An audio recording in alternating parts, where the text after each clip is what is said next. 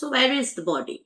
And where is the killer? In our last scene, we have seen King Claudius ordering Rosencrantz and Guildenstern to look for Hamlet. Do they find him?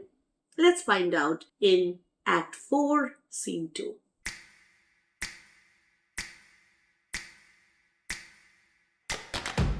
Act 4, Scene 1 was in a room in castle. Act 4, Scene 2 is in the same castle but another room.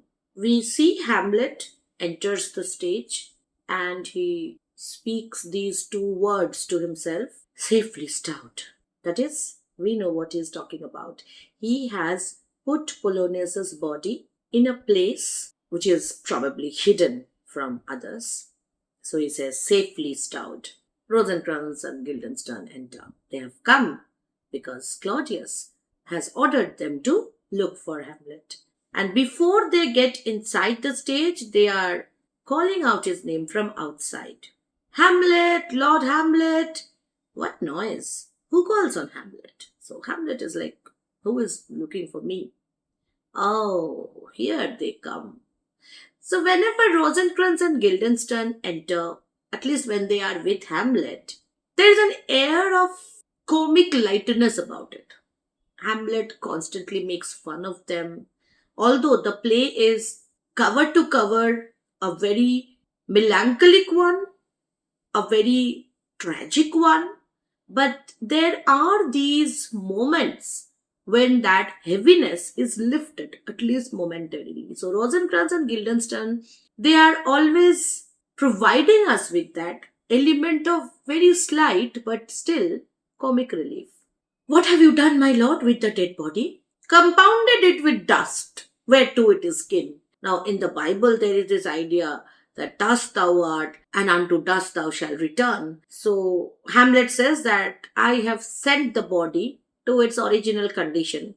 I've compounded it. Like Polonius has been returned to the earth from where all humans come. Tell us where it is, that we may take it thence and bear it to the chapel. Do not believe it.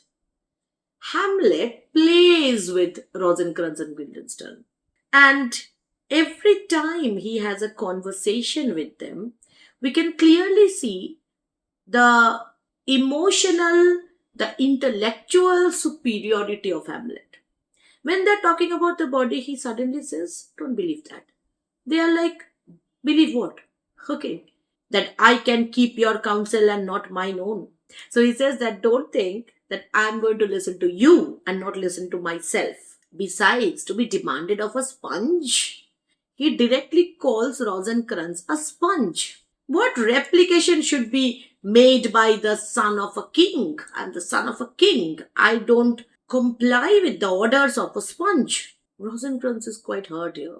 Take you me for a sponge, my lord? Aye, sir. That soaks up the king's countenance. What does a sponge do? Suppose you take a dry sponge to anything wet and you apply it to that. The sponge will soak up everything. So Rosencrantz is like that sponge who goes in front of the king and soaks up everything that the king orders.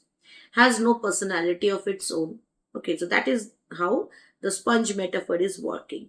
It's absorbing the king's favor, enjoys royal rewards. The sponge takes up whatever possible.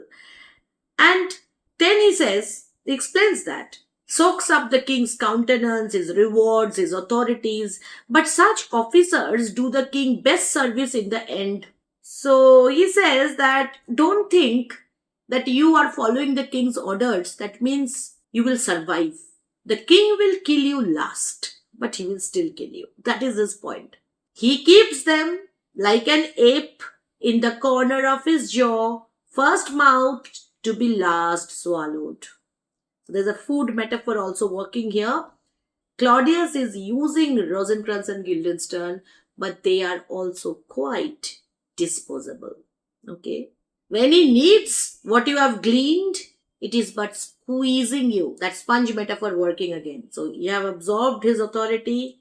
He will utilize you, and after you have squeezed out all your whatever you have drawn from him and sponge, you shall be dry again. Obviously, Rosencrantz can't understand so much. He's quite intellectually inferior.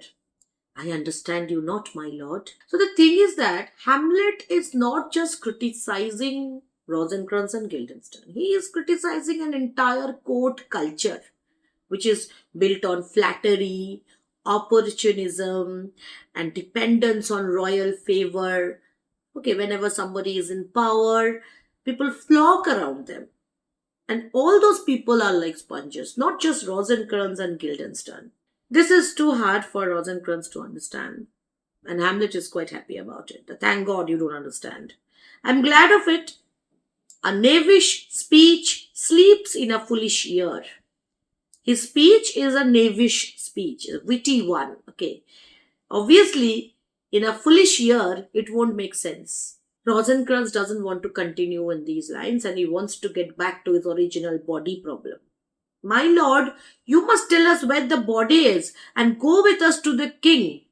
Hamlet is not interested. The body is with the king, but the king is not with the body. This is a very paradoxical statement. Literally, it means that Polonius's body is hidden very close to where the king is. But the king is not exactly in a position where the body of Polonius is.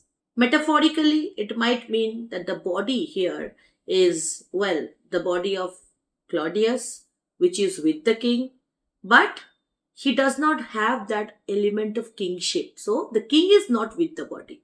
You may interpret it in 1,000 ways, but we know with the capacity that Rosencrantz has, he cannot interpret it in any single way. And then he says, the king is a thing. When he says the king is a thing, now Guildenstern says, a thing, my lord? Like, that is shocking for him. Kings are, very respected people. How can you call them a thing? A thing, my lord? Of nothing. So when he says that king is a thing, it's an insult. But when you say a king is nothing, it is even worse, right? So he constantly shocks them with his wit and he says, of nothing. It's no matter. Bring me to him. Hike fox and all laughter. And then suddenly he mentions a children's game, a chasing game, where, or maybe a hiding game, where this is the thing that children say, come and catch me, that kind of a thing. And he kind of moves out of the stage saying this to them so that they are supposed to run after him, trying to catch him. So why does he suddenly use so much of lightness after such a grim episode of Polonius's murder? Probably because he wants to give this idea that death reduces everyone to nothing. So the kings possess no permanent value, no permanent greatness, and politics is all about hide fox and all after. So one of the very striking features of this small scene is that Hamlet speaks almost entirely in riddles, metaphors, and paradoxes. Rosencrantz and Guildenstern, of course, fail to understand them, but Shakespeare suggests through scenes like this that truth is often hidden beneath language, beneath what is said on the surface, and only those who can think beyond the literal meaning are able to grasp it. We will continue to look at the text, what happens next in scene 3 of Act 4, and we'll be back with the video very soon. You have to stay subscribed and also turn on the notification icon if you don't want to miss when we upload it next. So till then, stay happy, stay safe. This is Monami Mukherjee signing off. Bye-bye.